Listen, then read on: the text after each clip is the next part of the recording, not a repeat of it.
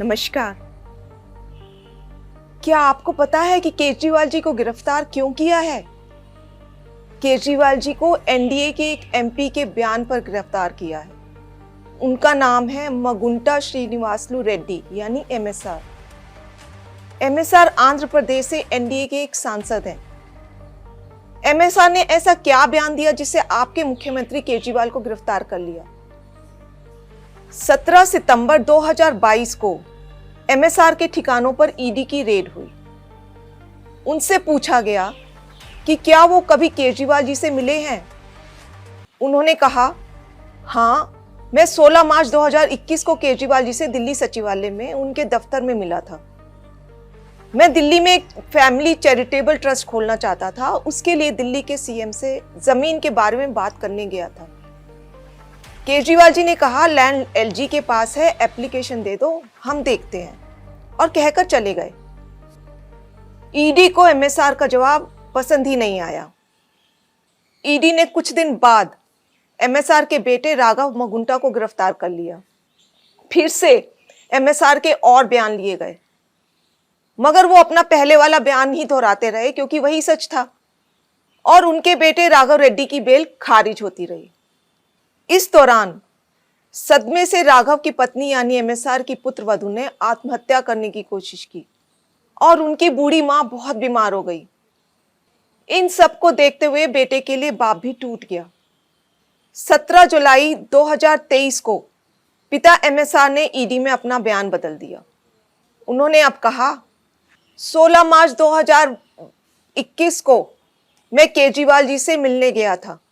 मुश्किल से 4-5 मिनट मुलाकात हुई। वहीं 10-12 लोग बैठे थे।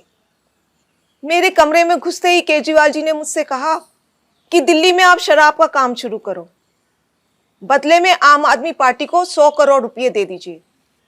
केजरीवाल जी से ये मेरी पहली और आखिरी मुलाकात थी।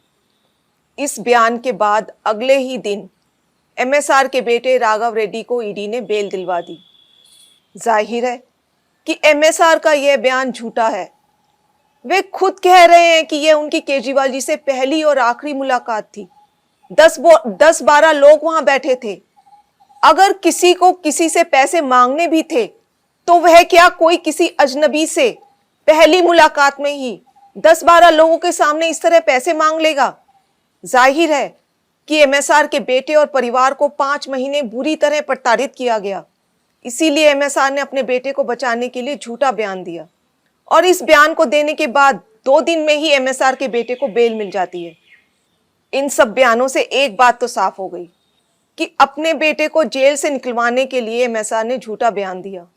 कोर्ट ने भी केजरीवाल जी को बेल देते हुए यही माना कि ईडी ने बेल का लॉलीपॉप देकर बयान लिया बिना किसी सबूत के।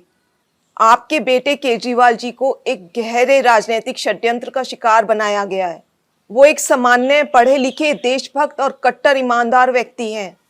यदि आज आप उनके साथ खड़े नहीं हुए तो इस देश में पढ़े लिखे ईमानदार लोग कभी राजनीति में नहीं आएंगे।